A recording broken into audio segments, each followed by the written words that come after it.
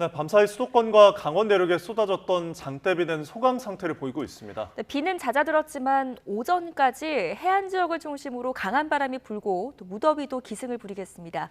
윤원퇴 전 국제기후환경센터 대표와 함께 자세한 날씨 상황 알아보겠습니다. 대표님 연결되어 있으십니까? 네, 안녕하세요. 예, 윤원태입니다. 안녕하십니까. 자, 중부지방에서는 자정쯤에 강하게 내리는 빗소리에 이 밤잠에 굉장히 놀라신 분들 많을 것 같습니다. 밤사이 큰 비가 쏟아졌죠? 네, 맞습니다. 우리나라의 그 정체 전선이 중부지방에 머물면서 수도권하고 강원 내륙에 많은 비, 특히 적경 지역에 극한 호우가 내렸는데요. 예. 자정 무렵에 이런 많은 비가 내렸습니다. 특히 지역적으로 보면 강원이나 철원에는 시간당 74mm 이상의 물폭탄이 내렸고요. 예. 경기 북부 지역에는 50에서 60mm 이상의 비가 많은 비가 내렸습니다.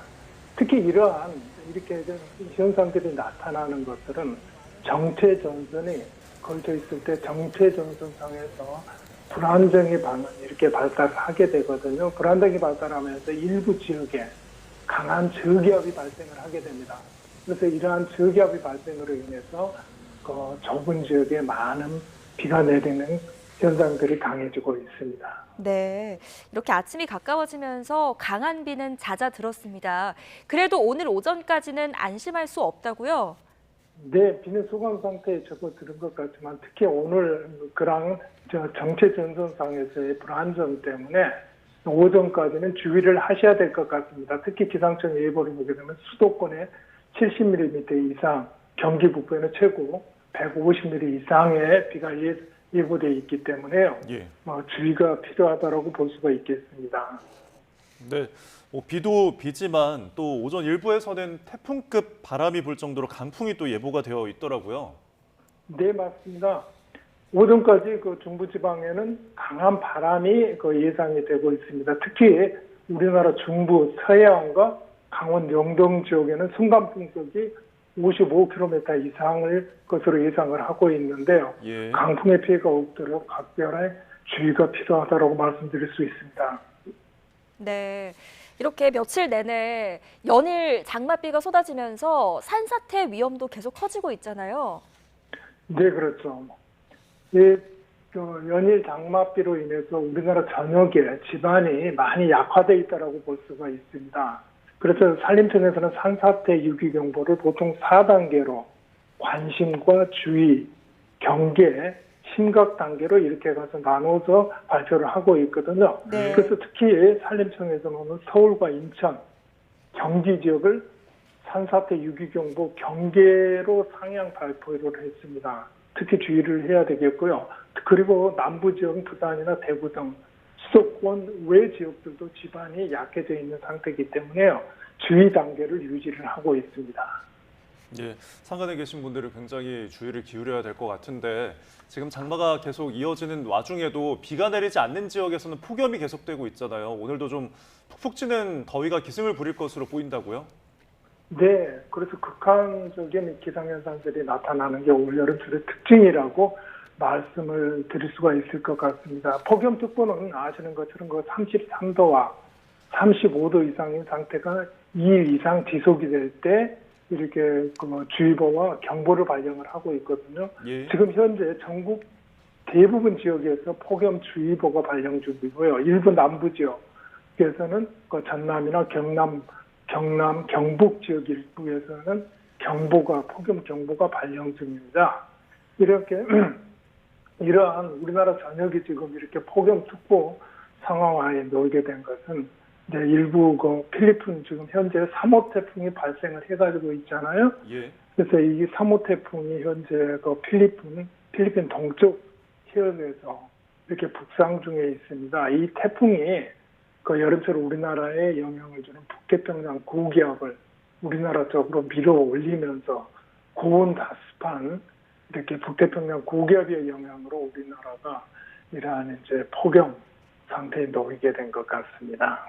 네, 대표님께서 말씀하신 것처럼 지금 태풍 개미가 북상 중인데 이 태풍의 진로가 어떻게 될지에 따라서 앞으로 우리나라 장마 지속 여부에도 큰 영향을 미치겠죠? 네, 맞습니다. 지금 현재 태풍은 필리핀 동쪽 해상 약 600 30km 북동쪽 해상에서 서서히 이렇게 북진 중에 있는데요. 이 태풍이 이제 상륙은 우리나라 쪽으로는 하지 않을 것 같습니다. 태풍은 중국의 남쪽 지역으로 상륙할 것으로 예상이 되고 있고요. 그렇지만 이제 태풍이 이렇게 서서히 북상을 하면서 24일과 25일에는 대만의 이제 타이베이를 거쳐가지고 중국 푸조 지방으로 이렇게 상륙을 할 거거든요. 예. 그렇게 되면 우리나라는 태풍의 간접 영향을 받게 됩니다.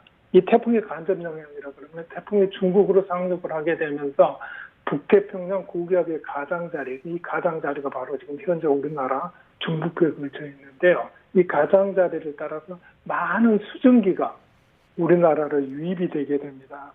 이 많은 수증기는 이제 다시 말해서 우리나라에 많은 비를 내릴 수 있는 그런 조건이 되거든요. 그래서 특히 24일과 25일 중국 쪽으로 태풍이 상륙하는 이 시기에도 우리나라에서는 많은 비가 예상이 되고 있고요. 특히 그리고 이제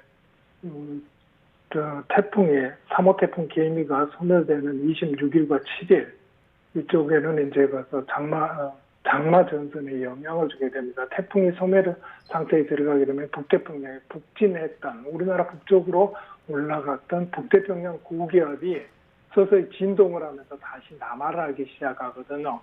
그래서 정체 전선의 유무나 장마 전선의 유무는 조금 더 유동적이기 때문에 상태를 두고 봐야 될 것 같습니다. 예, 네. 태풍의 진로에 따라 앞으로의 호우 상황 또 주시해 봐야 될 것 같습니다. 자, 아까 언급하신 것처럼 지금 남부지방을 중심으로 폭염 경보도 내려져 있고 35도 이상의 최고 기온을 보이기도 하는데 이렇게 날이 무더울 때 건강을 지키기 위해서 좀 주의할 점들이 있을까요? 네, 특히 이렇게 이제 고온 다습한 상황에서 오게 되고 폭염 경보가 발령 중일 때는 우리가 이제 가장 염려스러운 것들이 온열 질환들이에요.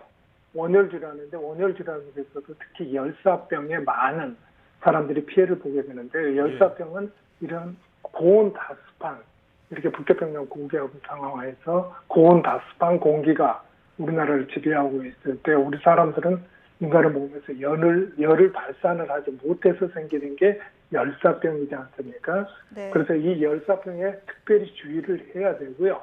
그리고 특히 이렇게 야외 활동을 자제해 주시고 실내에 머물면서 실내 온도는 26도나 28도씨 정도의 적정 온도를 유지해 주면서 실내에 머무시는 게 좋을 것 같습니다.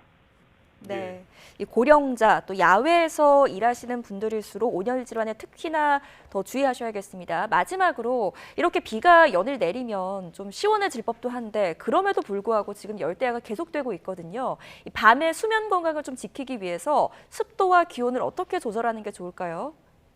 이제 특히나 이제 열대야 상황이 또 오게 되면 열대야는 것은 저녁 특히 최저 기온이 25도 이상이 될 때는 이제 열대야라고 하지 않습니까? 열대야가 되게 되면은 이제 잠을 이루기가 어렵고요. 예. 그렇기 때문에 이제 적정 온도를 실내에 이제 주무실 때 이거 잠을 잘 때 적정 온도를 유지를 해줘야 되는데 실내 온도를 26도나 28도 정도를 유지를 해주면은 좋을 것 같습니다. 네. 예, 또 너무 낮은 온도는 수면에도 방해가 되기 때문에 적정 온도까지 짚어주셨습니다. 자, 지금까지 윤원태 전 국제기후환경센터 대표와 함께 자세한 날씨 상황, 대비 상황 짚어봤습니다. 오늘 말씀 고맙습니다. 네, 감사합니다.